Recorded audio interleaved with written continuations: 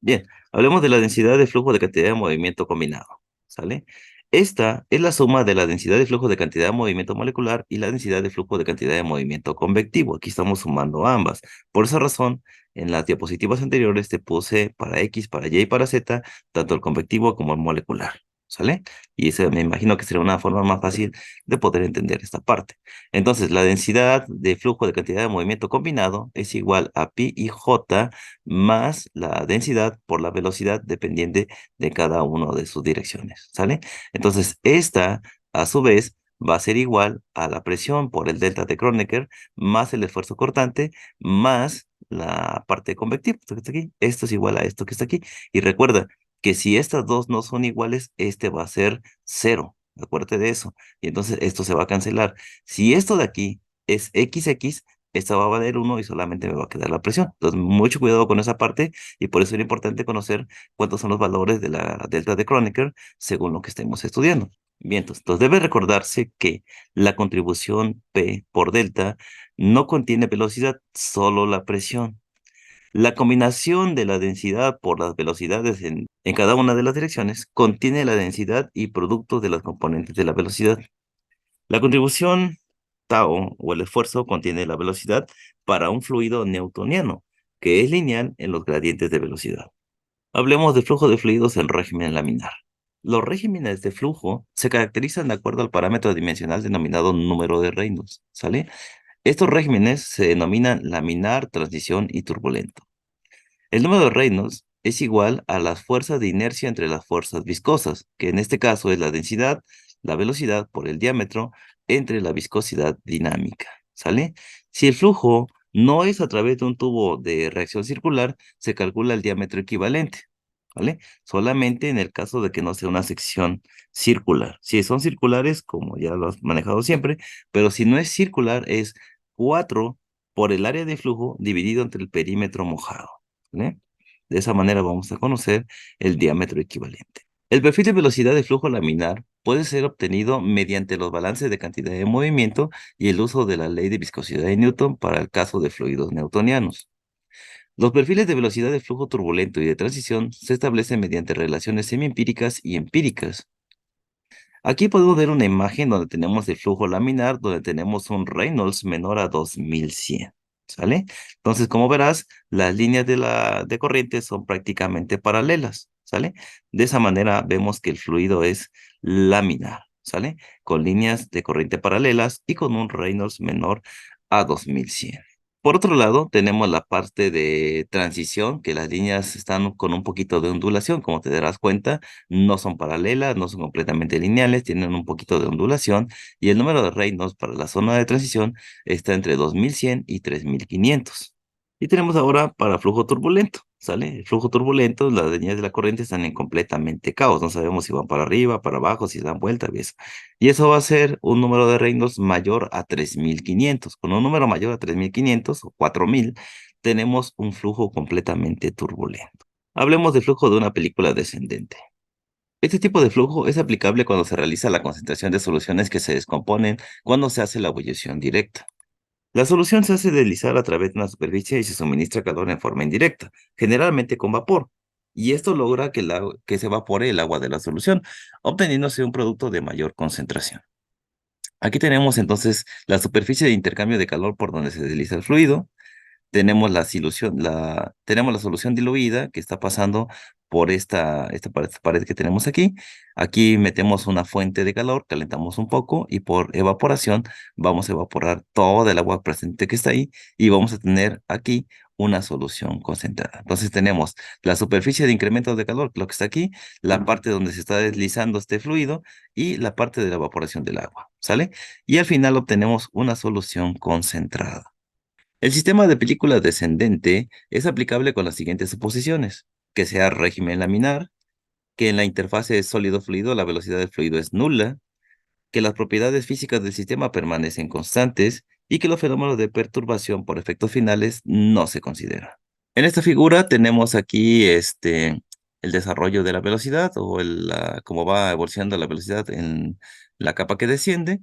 Tenemos también los esfuerzos cortantes, esta es la forma que tienen los esfuerzos cortantes y bueno, definamos una sección de este flujo, ¿sale? Entonces tomamos una partecita del flujo que tenemos aquí, tomamos un valor, quitamos un pedacito de aquí y hacemos el análisis.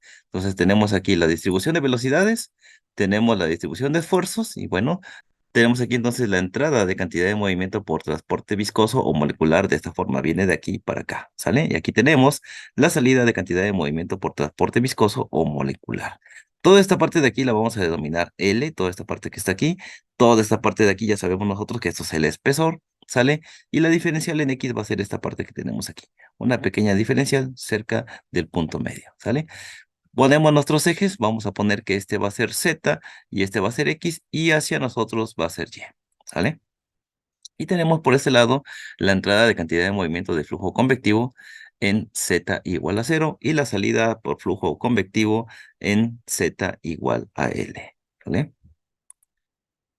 Y bueno, lógicamente no te olvides también de la acción de la gravedad que está formada con una inclinación. Como este está inclinado, hay que ver el coseno del ángulo que pertenece a este sistema. Para tratar de que quede esto un poquito más claro, tenemos la siguiente imagen, un sistema en 3 direcciones, ¿sale? Tenemos la placa que desciende, viéndola ya prácticamente de frente, donde tenemos el espesor, tenemos la anchura, tenemos la longitud y tenemos el diferencial en X. El sistema de referencia es arbitrario, por lo cual el perfil de velocidad resultante estará en función de dicho sistema de referencia. Sin embargo, el flujo volumétrico o caudal es independiente de cualquier sistema de referencia. Entonces aquí tenemos, definiendo la figura que hemos visto anteriormente, la entrada de cantidad de movimiento por transporte convectivo, que en este caso sería multiplicar L por W por el esfuerzo cortante en Z con dirección X, evaluado en X, ¿sale? Y luego para la salida tenemos LW tau ZX evaluado en X más delta X. La entrada de cantidad de movimiento convectivo se va a definir por la anchura, la parte de aquí abajo, esta parte que está aquí, la anchura, ¿sale? Que va a ser W por delta Z por la velocidad en Z multiplicado por la densidad por la velocidad en Z evaluado en Z igual a 0. En este caso sería evaluado aquí a la entrada y también vamos a evaluarlo aquí a la salida.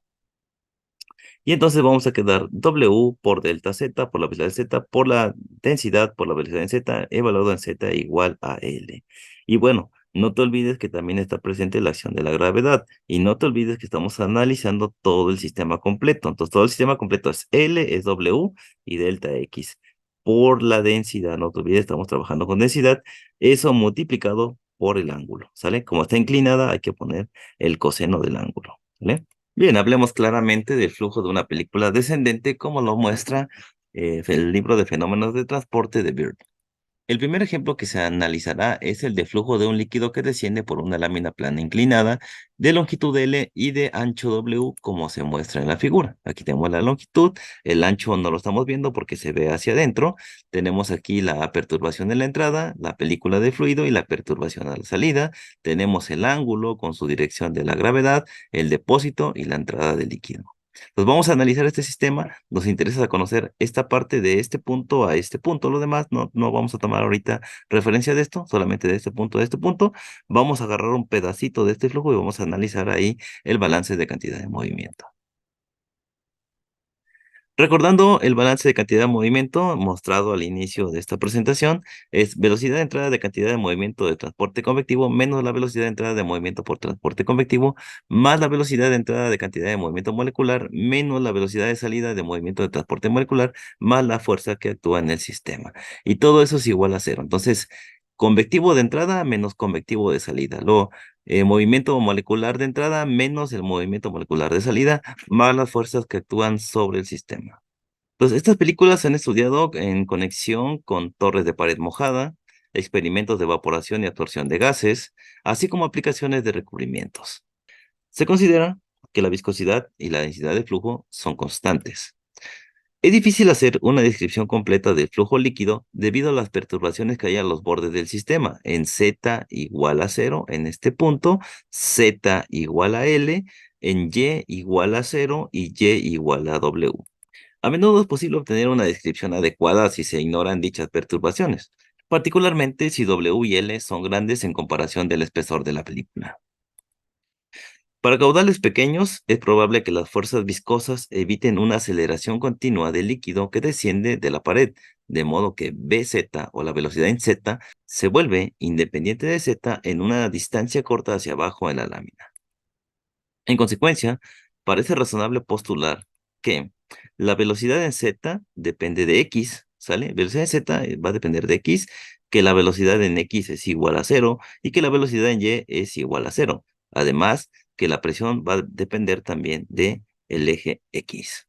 Entonces, para este caso, como estamos viendo un fluido que va por una pared, vamos a considerar que estamos trabajando con un sistema de tipo cartesiano, ¿sale? Entonces, vamos a poner nuestros postulados que estamos trabajando. Dijimos que la velocidad en x es cero, la velocidad en z depende de x y la velocidad en y es igual a cero. Entonces, vamos a ver todas nuestras coordenadas para el plano cartesiano. ¿Sale? Entonces, tenemos todas nuestras coordenadas que vienen en el apéndice B del BIRD. Vamos a tomar para el caso de las coordenadas cartesianas. Y de acuerdo a nuestros postulados, vamos a ir quitando cada una de las que nos den cero. Entonces, todo donde veamos x y y van a ser cero. Aquí tengo una x, aquí tengo una y. Este de aquí es cero, ya habíamos hablado por qué condición esto de aquí se hacía cero. Luego tenemos aquí a b, a y, aquí tenemos a y, perdón, y aquí tenemos a x. Y entonces estos que están aquí va a ser cero. Todo esto se hace cero, por esto se hace cero. Todo esto que es cero, por esto se hace cero. Esto de aquí es cero, por lo tanto, tanto tau xx y tau y van a ser cero. No voy a ocupar estas para este cálculo. Del otro lado, para tau zz, me va a quedar que solamente esta expresión es cero. Ya habíamos hablado de esto. Y esto tiene que ver con la variable kappa, ¿sale? Entonces vamos a quitar esto de aquí. Vamos a quitar esto de aquí, que esto es cero. Lo quitamos y me va a quedar solamente esta parte que tenemos aquí. Abusado, o sea, no todo es cero. Solamente me queda esta parte que está aquí.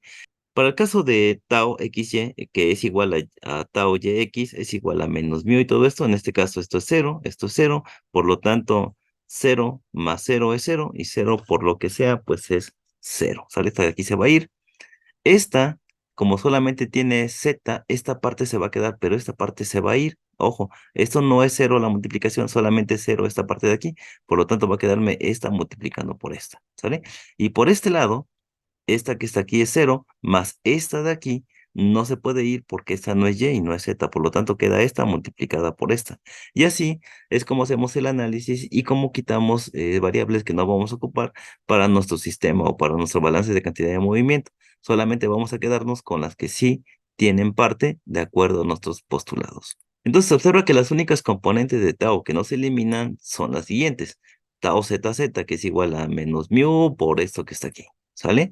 Y tenemos la otra, que es tau yz y tau zy, que es esta parte de aquí, ¿sale? Y esta otra. Entonces ya habíamos visto anteriormente que sí nos quedaban tres, son estas tres que tenemos, y ahora estas tres que tenemos son las que vamos a ocupar para hacer nuestro balance de cantidad de movimiento. Entonces ahora como el sistema seleccionamos una delgada envoltura perpendicular a la dirección X, o sea, agarramos una partecita de ese sistema que está cayendo, ¿sale?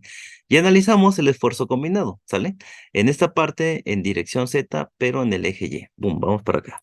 Entrada y salida. Ahora el esfuerzo combinado XZ, entrada y salida.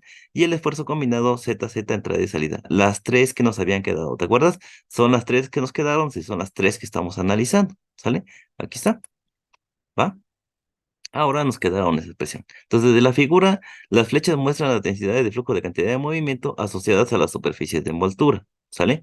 Debido a que X y Y son ambas cero, tanto la viscosidad, tanto la densidad por Bx, Bz, como esta es cero, todo esto se va a hacer cero. Como esta es cero, todo esto se va a hacer cero. Entonces, todo lo que esté aquí, que tenga que ver con X y con Y, va a ser cero. Todo lo que tenga que ver con X y con Y son cero. Por lo tanto, vamos a ir cancelando cada una de estas. ¿Sale?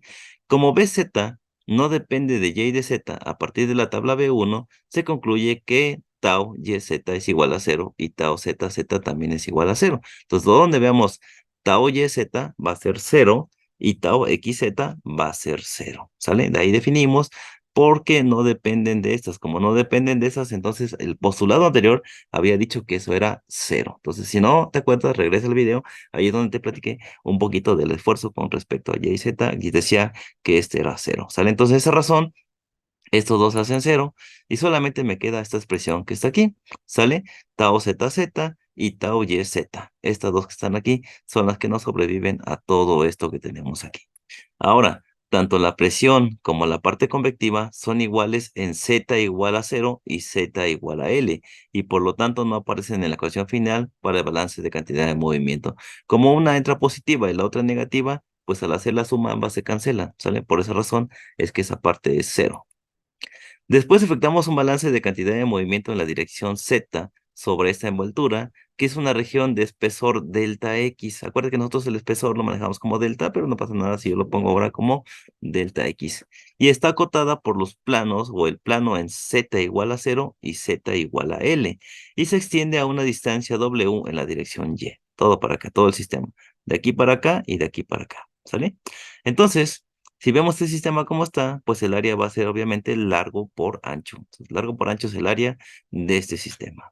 Entonces, al usar las componentes del tensor de densidad de flujo de cantidad de movimiento combinado, denominado por la letra phi mayúscula, podemos incluir de una vez todos los mecanismos posibles para el transporte de cantidad de movimiento.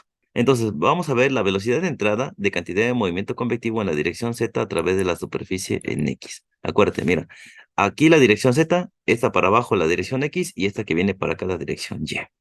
Entonces aplicamos el esfuerzo combinado en esa dirección y tenemos la velocidad de entrada de cantidad de movimiento por transporte molecular, ¿sale? Molecular, ojo con esto. Velocidad de entrada de transporte de cantidad de movimiento por transporte molecular y la vamos a expresar como L por W por phi XZ, ¿sale? Phi XZ por LW en toda esta parte. Esta por esta que está aquí, ¿sale? ¿Evaluada en dónde? La vamos a evaluar aquí, en este punto, a la entrada. Por eso es que está evaluada en X.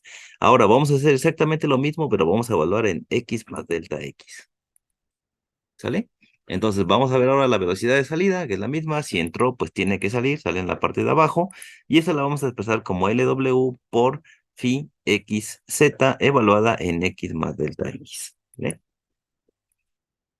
Ahora vamos a ver la entrada de cantidad de movimiento en la dirección Z a través de la superficie en Z igual a cero. Tenemos aquí en dirección Z en el eje Z. Tenemos velocidad de entrada de cantidad de movimiento por transporte convectivo y del otro lado vamos a tener también la velocidad de salida.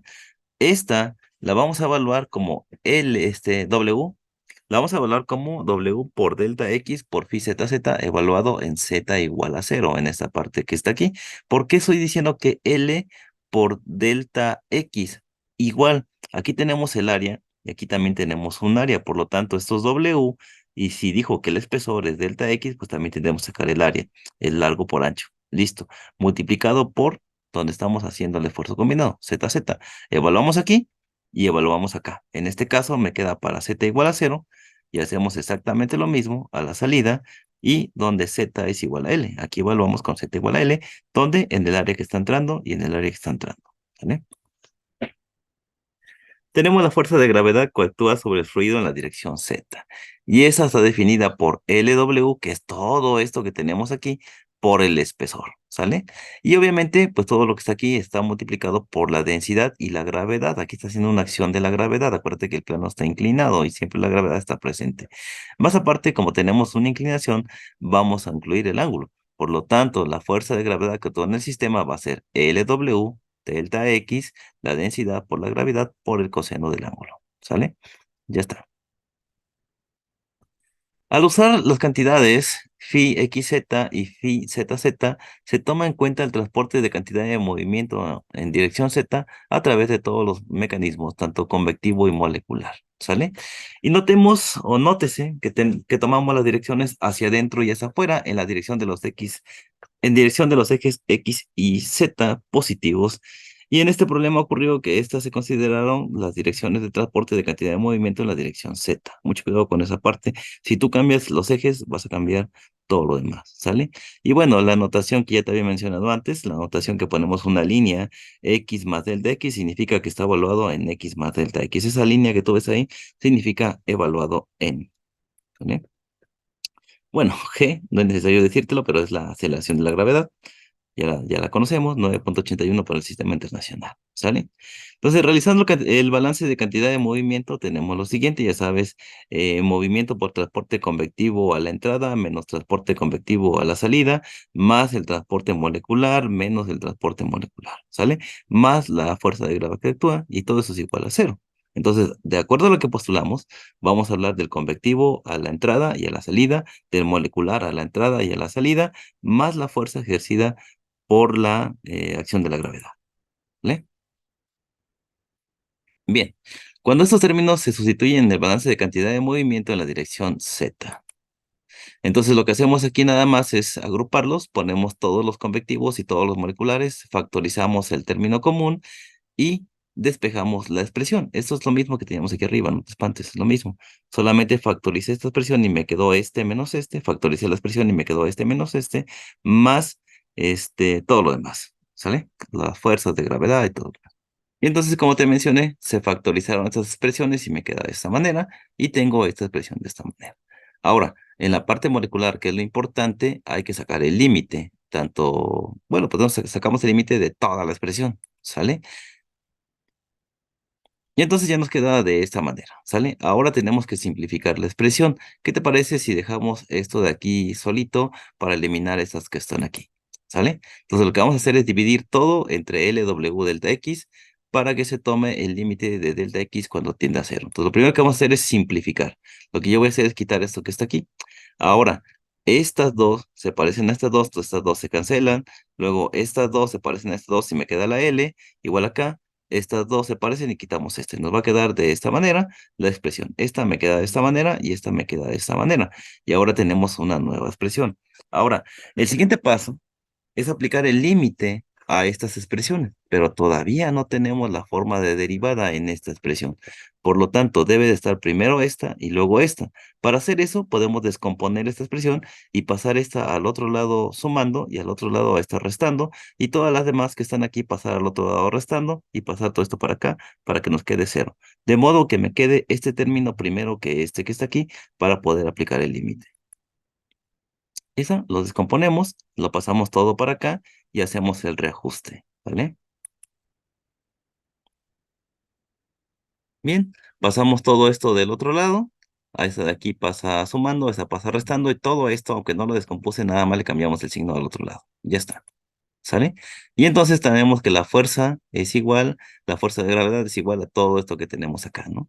Bien, entonces, ahora lo que vamos a hacer aquí es simplemente aplicar el límite. Como esto es una igualdad, no importa si yo pongo primero esta y luego esta otra, no pasa nada, ¿no? Aplicamos el límite a cada una de ellas, pero estas de aquí no van a ver ustedes que ven el límite porque son constantes, por lo tanto quedan igual. La única que va a cambiar es esta que está aquí. Ahora sí ya tengo ese X más delta X menos la evaluación en X entre delta X, y decimos que delta X tiende a cero. Entonces, esto de aquí, de nuestro curso de cálculo, sabemos que esto es la definición de derivado. Entonces tenemos una derivada que tenemos aquí, ¿sale? Vamos a ponerla de manera fácil que se vea ahora como una derivada,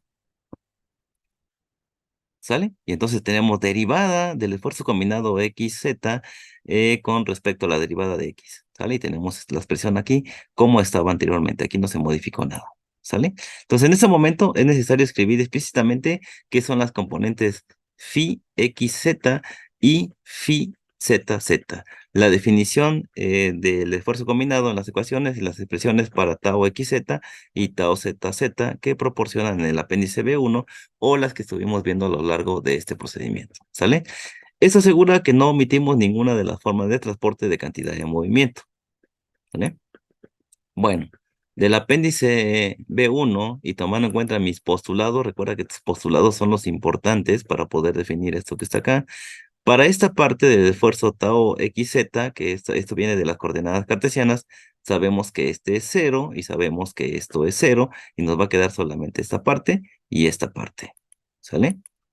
Y bueno, obtenemos para el esfuerzo combinado phi XZ la siguiente expresión, ¿sale? Aquí acuérdate que la constante de Kronecker pues era cero porque esas son diferentes, por lo tanto nada más me queda esta parte que está aquí, ¿sale? Más la parte convectiva. Entonces cambiando esta de aquí a la ley de viscosidad de Newton me queda esta expresión, mu derivada de z con respecto a la derivada de x más la parte convectiva, esto que tenemos aquí, ¿sale? Recuerda que no puse la P porque son diferentes y el delta de Kronecker vale cero, por lo tanto la presión también es cero, y en esa parte, ¿vale? Va. Igual acá, para la parte ZZ, en ZZ recuerda que sí tenemos la presión porque el delta de Kronecker vale 1, ¿sale? Y eso más el esfuerzo en ZZ más la parte convectiva, ¿sale? Entonces cambiamos esto a su expresión de la ley de viscosidad de Newton y me queda menos 2 mu derivada de BZ entre la derivada de Z, ¿sale? Más la parte convectiva ZZ, ¿sale? Que es aquí velocidad en Z por velocidad en Z. ¿Ok? Seguimos con esta parte. Tenemos aquí ahora la parte del esfuerzo combinado. Nos queda de esta manera, ¿sale? Y bueno, pues ya nada más simplificamos esta expresión, ¿sale? Ya está.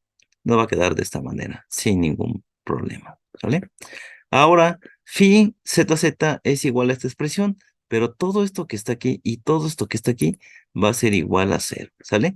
Porque debido a que la velocidad en X es igual a cero, el término este que está aquí va a ser igual a cero, ¿sale?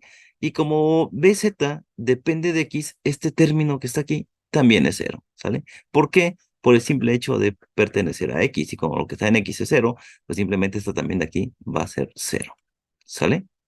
Y entonces, como BZ también depende de X, en el término P, ZZ, pues va a ser lo mismo para el caso de Z igual a cero y el Z igual a L. Por esa razón decíamos que esto de aquí se cancelaba, porque serán iguales, uno era positivo, uno negativo, se cancelan y adiós. ¿Vale? Entonces, como la presión también depende de X, la contribución de P es el mismo que en Z igual a cero y Z igual a L, por lo tanto también la descartamos, ¿sale? Y por lo tanto finalmente nos queda que el esfuerzo combinado es igual a tau XZ, ¿sale? Y sabemos que todo esto, por lo que ya definimos anteriormente, phi ZZ es igual a cero, aunque ya lo habíamos mencionado antes, solamente estamos aclarando el punto. ¿Sale? Y bueno, ahora solamente nos va a quedar esta expresión, esta que está aquí, y hay que cambiar esta por esta que está aquí. Recuerda que esta que está aquí en ZZ es cero, pero esta es XZ, por lo tanto, es esto que tenemos aquí. Podemos cambiar a esta por esta que está acá. ¿Vale? Y bueno, hacemos el cambio y a lo que propusimos hace un rato, ¿no? Dijimos que estas y estas iban a ser iguales en cierto punto, por lo tanto, esto de aquí es cero. Ese cero está dividido entre L, ¿sale? Acuérdate de eso, lo definimos hace un rato porque esto era cero, por lo tanto, phi ZZ es cero y aquí también phi ZZ es cero. ¿Por qué? Porque son iguales a la entrada y a la salida. Entonces, esto de aquí es igual, una positiva y una negativa, se cancelan y eso es cero. Todo eso dividido entre L. ¿Sale?